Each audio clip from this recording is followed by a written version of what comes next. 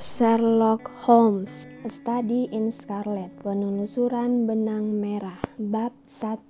Mr. Sherlock Holmes. Pada tahun 1878, aku mendapatkan gelar doktor umum dari Universitas London dan melanjutkan ke Italy untuk mengikuti pendidikan ahli bedah khusus Angkatan Darat. Setelah menyelesaikan pendidikanku, aku dimasukkan ke resimen Northumberland Fusilier kelima sebagai asisten ahli bedah. Resimen tersebut ditugaskan di India pada waktu itu. Namun, sebelum aku sempat bergabung dengan mereka, Perang Afghanistan kedua meletus. Ketika mendarat di Bombay, aku mendapat kabar bahwa resimenku telah bergerak maju melewati perbatasan dan tengah berada jauh di dalam negara musuh. Aku menyusul bersama banyak perwira lain yang senasib denganku dan berhasil tiba di Kandahar dengan selamat. Di sana kutemukan resimenku dan seketika memulai tugas baruku. Perang Afghanistan kedua mendatangkan penghargaan dan promosi bagi banyak orang, tapi yang kuterima malah kesialan dan bencana. Aku dipindahkan ke resimen Berkshire dan berjuang bersama mereka dalam pertempuran yang fatal di Maiwand. Aku tertembak dalam pertempuran itu. Peluru Jezel mengenai bahuku dan menembus sampai ke tulang serta arteri. Hampir saja aku jatuh ke tangan para gazi yang gemar membunuh. Kalau bukan karena jasa mantriku Murray, pemuda itulah yang dengan berani membawaku di atas punggung kuda hingga tiba dengan selamat di wilayah Inggris. Lelah karena penderitaan dan lemah akibat rasa sakit yang mendera, aku dibebas tugaskan. Bersama sekereta api penuh para prajurit yang terluka, aku dikirim ke rumah sakit pangkalan di Peshawar. Di sana aku berusaha keras dan berhasil mondar-mandir di bangsal. Bahkan aku memaksa sedikit hingga ke beranda. Tapi musibah kembali menimpaku. Aku terserang tifus, penyakit yang merupakan oleh-oleh dari India. Selama berbulan-bulan, aku berada dalam keadaan kritis dan sewaktu akhirnya lolos dari maut, kondisiku begitu lemah hingga para dokter memutuskan untuk segera memulangkanku ke Inggris. Tanpa menyia-nyiakan waktu sehari pun, aku diberangkatkan dengan kapal perang Orontes dan mendarat sebulan kemudian di dermaga Portsmouth. Kesehatanku tak mungkin pulih lagi, tapi pemerintah memberiku izin untuk berusaha meningkatkannya dalam 9 bulan. Aku tidak memiliki kerabat di Inggris, jadi hidupku sebebas udara atau lebih tepatnya sebebas orang yang berpenghasilan 11 shilling 6 penny sehari. Dalam keadaan seperti itu, jelas aku tertarik ke London, tempat berkumpulnya para pemalas dan pengangguran. Selama beberapa waktu aku tinggal di hotel di Stone, menjalani kehidupan yang tidak nyaman dan tidak berarti, menghabiskan uang lebih boros daripada yang seharusnya. Kondisi keuanganku jadi morat-marit, sehingga kemudian aku menyadari bahwa aku punya dua pilihan, meninggalkan ibu kota dan berkarat di suatu tempat di pedalaman, atau mengubah gaya hidupku secara total. Memilih yang terakhir, aku membulatkan tekad untuk meninggalkan hotel dan mencari tempat lain yang tidak semewah dan semahal hotel tersebut. Tepat pada hari aku mengambil keputusan itulah aku bertemu Stanford, mantri yang bertugas memperban luka di bawah pengawasanku di rumah sakit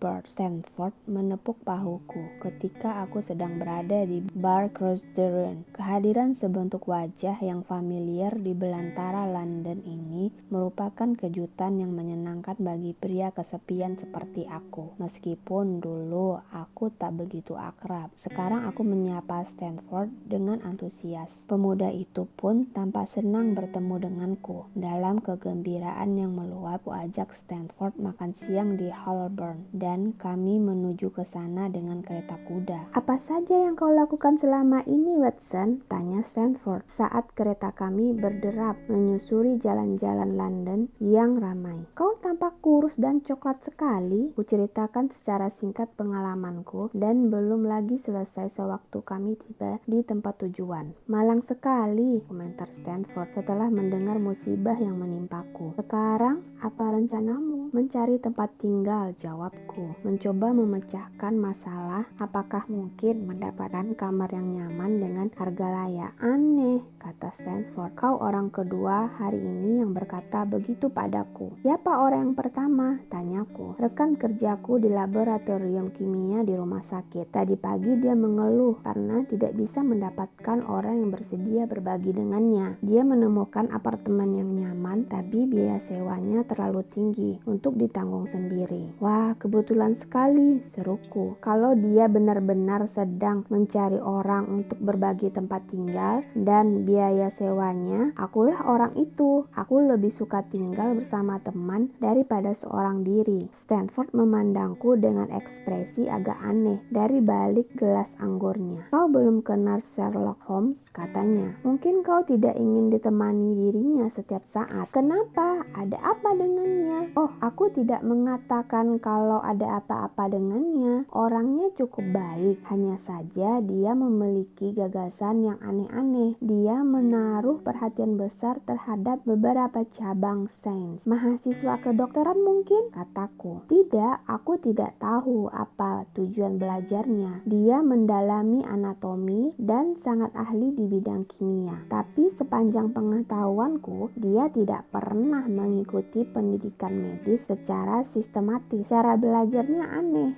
dan tak beraturan. Namun, dia berhasil mengumpulkan banyak pengetahuan yang akan membuat para profesor terpana. Apa? Kau tak pernah bertanya untuk apa dia mempelajari semua itu? Tanyaku. Tidak, sebab dia orang yang agak tertutup. Meskipun dia bisa juga bicara panjang lebar kalau lagi mau. Aku ingin bertemu dengannya, kataku. Kalau aku harus berbagi tempat tinggal dengan seseorang, aku lebih suka memilih orang yang senang belajar dan memiliki kebiasaan-kebiasaan yang tenang. Aku belum cukup kuat untuk menghadapi keributan atau suara-suara keras. Selama di Afghanistan, kedua hal itu sudah terlalu banyak menderaku, sehingga rasanya aku tak ingin menjumpainya lagi sepanjang sisa hidupku. Bagaimana aku bisa bertemu dengan temanmu ini? Dia jelas ada di laboratorium, sahut Stanford. Orang itu memang aneh. Ada kalanya dia tidak muncul di laboratorium selama berminggu-minggu. Tapi di saat lain dia bisa mendekam di sana dari pagi sampai malam. Kalau kau suka, kita bisa ke sana bersama-sama sesudah makan siang. Ya, terima kasih, jawabku. Dan percakapan pun beralih ke hal-hal lain. Saat menuju rumah sakit setelah meninggalkan Holborn, Stanford kembali menyinggung masalah Sherlock Holmes. Jangan salahkan aku jika kau tak cocok dengan Sherlock Holmes, Stanford memperingatkan. Aku sendiri tidak begitu dekat dengannya. Kami hanya sesekali bertemu di laboratorium. Kau yang mengatakan ingin berbagi tempat tinggal dengannya. Jadi, kelak jangan menuntut pertanggungjawabanku. Kalau kami ternyata tidak cocok, kami kan bisa berpisah, tukasku. Sebenarnya ada apa sih, Stanford? Tanyaku sambil menatapnya tajam. Temperamen orang ini begitu payah. Atau ada masalah lain? Ceritakan terus terang, jangan berbelit-belit. Tak mudah mengungkapkan apa yang tak bisa diungkapkan, jawab Stanford sambil tertawa. Begini, bagiku Holmes itu terlalu ilmiah, bahkan cenderung berdarah dingin. Bisa kubayangkan dia memberikan alkaloid tumbuhan terbaru kepada teman serumahnya, bukan karena niat jahat, tapi sekedar ingin tahu pengaruhnya. Supaya adil, aku harus mengatakan Holmes pun akan mengonsumsi zat itu dengan kesiapan yang sama. Dia tampak begitu bernafsu untuk memperoleh pengetahuan yang jelas dan eksak. Memang seharusnya begitu. Ya, tapi mungkin Holmes sudah terlalu berlebihan. Bayangkan saja, dia pernah memukuli mayat-mayat di kamar bedah dengan tongkat. Memukuli mayat? Ya, untuk melihat apakah memar memang akan timbul setelah kematian. Aku menyaksikan perbuatan Holmes itu dengan mata kepalaku sendiri. Dan kau mengatakan dia bukan mahasiswa kedokteran? Ya,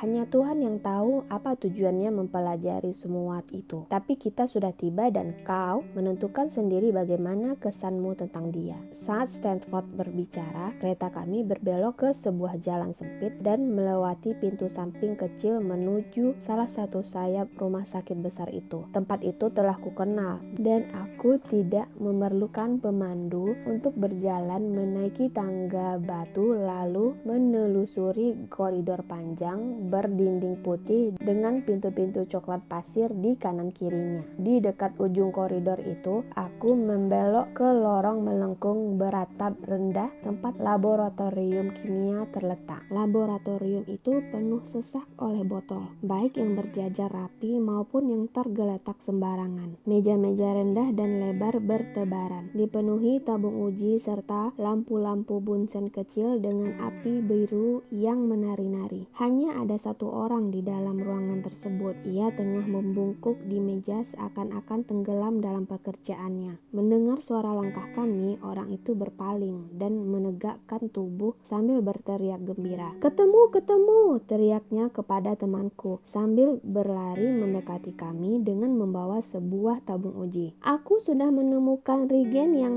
hanya bereaksi oleh hemoglobin dan tidak oleh zat lain. Andai pun yang ditemukannya tambang emas, barangkali kegembiraan yang terpancar di wajah orang itu tak lebih hebat daripada sekarang." Dr. Watson, Mr. Sherlock Holmes Stanford memperkenalkan kami berdua. "Apa kabar?" sapa Holmes riang, menjabat tanganku kuat-kuat. "Kau baru datang dari Afghanistan ya? Dari mana kau tahu?" tanyaku terkejut. "Itu tidak penting. Yang lebih penting adalah menemukan tentang hemoglobin ini. Kau tentu memahami artinya bagi umat manusia, bukan?" "Memang menarik dalam bidang kimia," jawabku. "Tapi aku tidak melihat kegunaannya dalam kehidupan sehari-hari." "Ya ampun, masa kau tak mengerti? Ini penemuan legal medis paling praktis yang pernah ada. Dengan reagen ini kita bisa memastikan apakah sebuah noda itu berasal dari darah atau bukan. Kemarilah." Holmes menarik kerah mantelku dengan penuh semangat dan menghelaku ke meja kerjanya. "Kita membutuhkan darah segar," katanya sambil menusukkan sebatang jarum panjang ke jariku. Disedotnya darah yang keluar dengan pipet. "Sekarang kumasukkan beberapa tetes darah ini ke 1 liter air. Campuran yang dihasilkan tampak seperti air murni. Proporsi darahnya tidak mungkin lebih dari 1 dalam 1.000.000. Tapi aku tidak ragu kita akan mendapatkan reaksi karakteristiknya." Sambil berbicara, Holmes melemparkan beberapa butir kristal putih ke dalam air, lalu menambahkan beberapa tetes cairan tembus pandang. Seketika airnya berubah menjadi coklat keruh dan butir-butir debu kecoklatan menggumpal di bagian bawah toples kaca tersebut. "Hahaha!" teriak Holmes sambil bertepuk tangan. Tampak sama gembiranya dengan anak kecil yang mendapatkan mainan baru. "Bagaimana pendapatmu?" "Tes ini tampaknya cukup ampuh," kataku. "Bagus-bagus. Tes Gucciom yang lama sangat kacau dan tidak pasti. Begitu pula dengan pemeriksaan mikroskop sel-sel darah. Pemeriksaan mikroskopis tidak ada gunanya kalau darahnya sudah berusia beberapa jam. Sedangkan tesku ini tampaknya berfungsi dengan baik. Entah darahnya baru atau sudah lama. Seandainya tes ini diciptakan sejak dulu, ratusan orang yang sekarang berkeliaran bebas pasti sudah mendapat hukuman atas kejahatan mereka." "Oh ya?" gumamku. "Pembuktian kasus-kasus kejahatan kan selalu bergantung pada satu hal. Apakah pada tersangka tersebut ditemukan darah korban? Padahal seseorang mungkin baru disangka melakukan pembunuhan setelah pembunuhan itu lewat berbulan-bulan. Celana atau kemeja tersangka diperiksa dan ditemukan ada noda kecoklatan di sana. Tapi apakah itu noda darah, lumpur, karat, buah-buahan atau apa?" Pertanyaan itu membingungkan banyak pakar. "Kau tahu apa sebabnya? Karena tidak ada tes yang bisa dipercaya. Sekarang kita memiliki tes Sherlock Holmes dan tidak akan ada kesulitan lagi." Mata pria itu seolah berkilau-kilau saat ia bicara. Ia meletakkan tangan di dada sambil membungkuk, seakan-akan memberi hormat kepada orang-orang yang memberikan aplaus kepadanya. "Kau memang layak diberi ucapan selamat," kataku, agak terkejut melihat antusiasmenya. "Tahun lalu ada kasus Van Bischoff di Frankfurt. Dia pasti sudah digantung seandainya tes ini sudah ditemukan. Aku bisa menyebutkan berpuluh-puluh kasus yang seharusnya sudah terpecahkan. Kau seperti kalender kejahatan saja, kata Stanford tertawa. Mestinya kau menerbitkan koran yang isinya semua kasus kejahatan, kumpulan kasus seru, mungkin begitu judulnya. Pasti menjadi bacaan yang sangat menarik, kata Holmes sambil menempelkan plester ke luka tusukan di jarinya. Aku harus hati-hati, jelasnya, berpaling kepadaku dan tersenyum, karena aku sering berurusan dengan racun. Ia memperlihatkan tangannya yang dipenuhi potongan-potongan kecil plester. Kulihat kulitnya di sana-sini berubah warna akibat terkena asam yang kuat. Kami datang kemari karena ada urusan, kata Stanford, duduk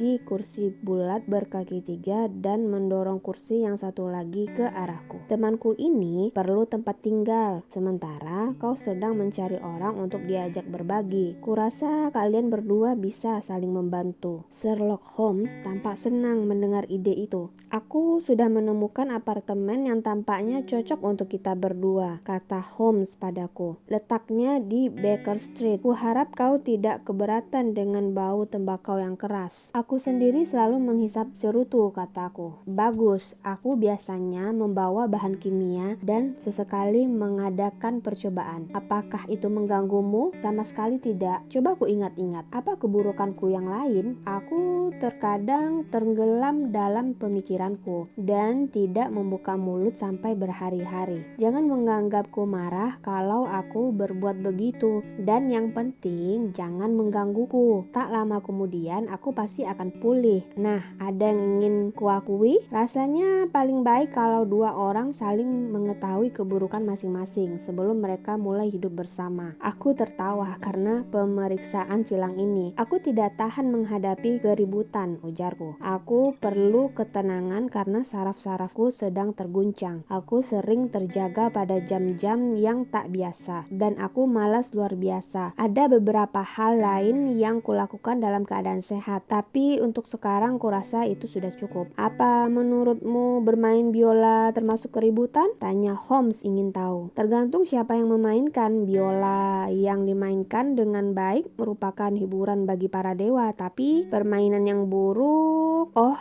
beres kalau begitu, seru Holmes sambil tertawa riang. Kurasa kita sudah mencapai kesepakatan, tentu saja jika apartemen yang sesuai dengan keinginanmu. Kapan kita bisa melihatnya? Temui aku di sini tengah hari esok. Kita ke sana bersama-sama untuk membereskan segalanya. Baiklah, kataku sambil menjabat tangannya. Aku dan Stanford berjalan bersama-sama kembali ke hotelku, meninggalkan Holmes yang melanjutkan pekerjaannya di laboratorium. Omong-omong, kataku tiba-tiba, berhenti dan berbalik menghadap Stanford. Dari mana dia tahu aku datang dari Afghanistan? Stanford melempar senyum penuh teka-teki. Itulah salah satu keanehan Sherlock Holmes. Banyak orang ingin tahu bagaimana dia bisa mengetahui hal-hal seperti itu. Oh, jadi dia orang yang misterius ya? Kataku sambil menggosok-gosokkan tangan. Menarik sekali. Aku sangat berterima kasih kau sudah mempertemukan kami. Objek yang paling tepat dalam studi kemanusiaan adalah manusia itu sendiri. Ku kutip kata-kata orang bijak itu. Kalau begitu kau harus mempelajari Sherlock Holmes, kata Stanford saat kami akan berpisah. Tapi kurasa kau akan menemui kesulitan. Berani taruhan, dia akan lebih banyak mempelajari dirimu daripada kau mempelajari dirinya. Sampai ketemu lagi, Watson. Sampai jumpa, jawabku melangkah masuk ke hotelku sambil masih memikirkan kenalan baruku.